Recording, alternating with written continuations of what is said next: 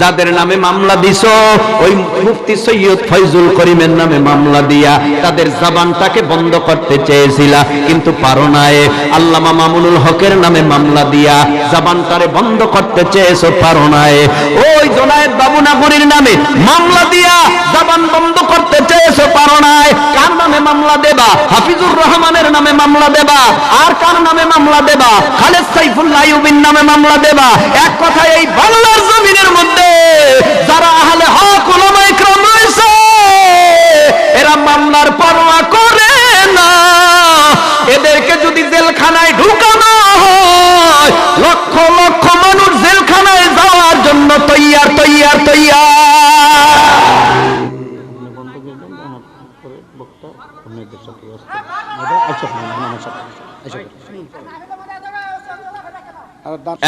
একটু কথা বন্ধ করতে হবে, একটু কথা বন্ধ করতে হবে। আমি আপনাদের এলাকায় নতুন মানুষ না, কথা বলেন। আমি কখনো আসছি? এ তো নতুন আসলাম। তো আমি যার মাধ্যমে আসছি তেনারাই তো আমি চিনি, আপনাদেরকে তো চিনি না। এর আমি কিন্তু আগেই বলেছিলাম ভূমিকায়, এলাকার হাওবাও আমার বোঝার ক্ষমতা নাই, কারণ কখনো আমি আসিনি। কিন্তু মুসিবত কি আমি জানি না। তবে আমি যতটুকুন কথা বললাম, আপনারা কি রাগ করছেন? অন্যায় হয়েছে, অপরাধ। এখন কি সমস্যা, সে সমস্যা আমাকে যিনি দাওয়াত দিয়েছেন তিনিই ভালো জানেন।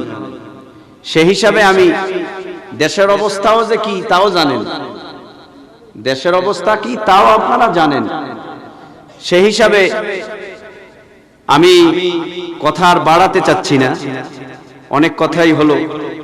আপনাদেরও চাহিদা আছে, আছে না? চাহিদা আছে, এবং পাশাপাশি বক্তাও একজন আছে। এবং সারা রাত্র যদি ওয়াজ হয় ফজরের নামাজ কখন হবে?